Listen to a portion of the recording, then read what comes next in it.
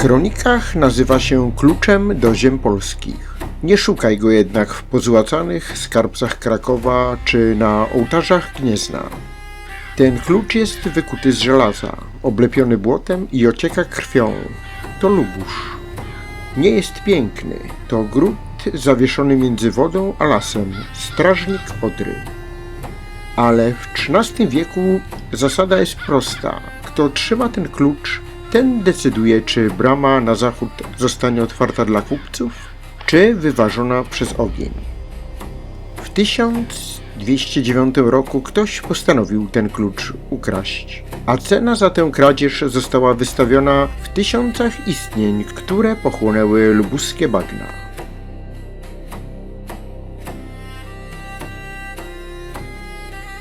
Przenieśmy się do roku 1203. Polska nie jest państwem, jest placem zabaw dla ambitnych kuzynów. To czas rozbioru dzielnicowego. Każdy książę ma swoją pieczątkę, swoje ambicje i swoją armię, ale nikt nie ma całości. Na tej szachownicy mamy dwóch głównych graczy z Piastów. Pierwszy Władysław Laskonogi, pan Wielkopolski. Człowiek o wielkich ambicjach i jeszcze większym ego. Chce Bałtyk, chce handlu, chce dominacji na północy. Drugi Henryk Brodaty, pan Śląska, strateg. Człowiek, który patrzy na mapę tak, jakby widział przyszłość na 100 lat do przodu. Dochodzi do transakcji, która w podręcznikach wygląda na nudną notatkę. Lubusz idzie do Władysława, a Kalisz trafia do Henryka. Ale to nie był handel targowy. To była operacja na otwartym sercu geopolityki. Władysław bierze Lubusz, bo chce mieć bezpieczne plecy przed ekspansją na Pomorze. Henryk oddaje Lubusz, bo buduje sojusz, który ma go zaprowadzić na tron w Krakowie. Ale jest jeden problem. Gdy Piastowie handlują ziemią jak kartami w karczmie, po drugiej stronie Odry ktoś nie spuszcza wzroku z tego regionu. To Konrad II, margrabia Dolnych Łużyc. I tu wchodzi element rasowego thrillera. Konrad jest szwagrem Władysława Laskonogiego. Rodzina, krew, wspólne uczty. Ale na pograniczu krew rzadko bywa gęstsza od wody w Odrze. Konrad widzi, że polscy książęta są zajęci sobą. Widzi szansę, by klucz do Polski schować do niemieckiej kieszeni. Rok 1209, marzec. Ziemia jest jeszcze zamarznięta, ale lód na bagnach zaczyna pękać. Konrad II nie wysyła listów z wypowiedzeniem wojny. On buduje bazę. W Kopanicy, strategicznym przyczółku, rosną umocnienia. To stąd ruszy atak na Lubusz. Konrad ma plan. Uderzyć szybko, zanim wielkopolskie rycerstwo zdąży osiodłać konie.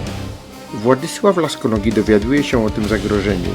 I tu popełnia błąd, który będzie go prześladował w koszmarach. Postanawia zagrać wabank. Zamiast bronić się w murach, chce zaskoczyć Konrada. Chce przeprawić się przez Odrę i uderzyć pierwszy. I wtedy pojawia się postać, która do dziś dzieli historyków. Czarownica.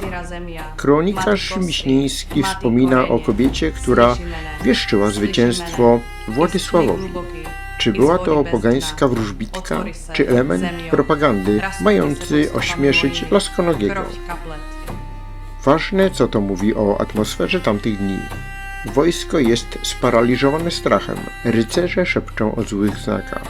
Władysław próbuje manewru zaskoczenia, ale to on zostaje zaskoczony. Konrad wiedział o wszystkim. Każdy ruch Polaków był obserwowany z zarośli. Bitwa pod Lubuszem nie była epickim starciem na otwartym polu. To była rzeź w potrzasku. Niemcy uderzają pierwsi. Polska odsiecz załamuje się niemal natychmiast. Rycerstwo Laskonogiego rzuca się do ucieczki. Ale gdzie uciekać, gdy z tyłu masz Odrę, a pod nogami topniejące bagna? To był marsz śmierci. Ludzie tonęli w rdzawym błocie, wciągani pod wodę przez ciężar własnych kolczuk. Ciemność, panika i chlupot wody wdzierającej się do płuc. Władysław uchodzi z życiem, ale jego honor i armia zostaje na dnie lubuskich moczarów. Lubusz zostaje sam, odcięty od ratunku, otoczony przez wojska Konrada.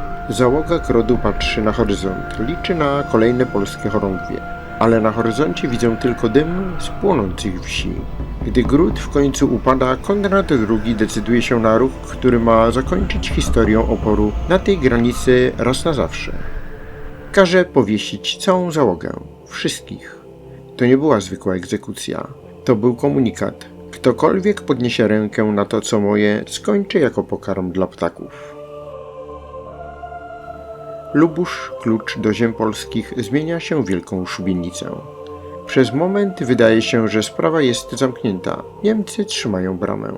Laskonogi jest upokorzony, Polska straciła dostęp do Odry. Ale w polityce średniowiecza najcenniejszą walutą nie jest złoto, lecz chaos. 6 maja 1210 roku Konrad II, triumfator spod Lubusza, umiera. Nie zostawia syna, jego dominum nagle staje się wielką, niczyją masą spadkową. Sojusze pękają, rycerze wracają do domów i wtedy z cienia wychodzi on. Henryk Brodaty. Henryk nie jest impulsywny jak Laskonogi. On nie słucha czarownic. On czyta dokumenty i liczy miecze. Gdy tylko dowiaduje się o śmierci Konrada, rusza kampania, która jest majstersztykiem logistyki. Śląsk uderza na północ. Henryk idzie drogą, nóż w masło. Ale nie robi rzezi, robi coś mądrzejszego. Grody, które pamiętają szubienicę sprzed roku, boją się powtórki. Brodaty oferuje im alternatywę. Kapitulacja w zamian za życie. Pada Gubin, padają mniejsze punkty oporu.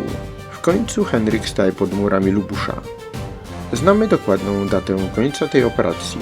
Przed 11 kwietnia 1211 roku. Skąd? Z dokumentu celnego. Bo dla Henryka Lubusz to nie tylko honor, to pieniądze. To cła na handel, to kontrola przepływu towarów. W niecałe 2 lata od klęski na bagnach klucz do Polski wraca do rąk miasta. Ale to już inny Lubusz. To miejsce naznaczone traumą, które na dekady ustawi relacje na tej granicy. Wojna o Lubusz 1209-1211 to nie był tylko lokalny konflikt. To była surowa lekcja państwowości. Laskonogi nauczył się, że brawura bez rozpoznania kończy się w błocie. Niemieccy margrabiowie nauczyli się, że terror szubienic buduje tylko kruchą władzę. A Henryk Brodaty? On zrozumiał, że Polska potrzebuje jednego silnego gospodarza, a nie kłótliwych kuzynów. Lubusz został odzyskany.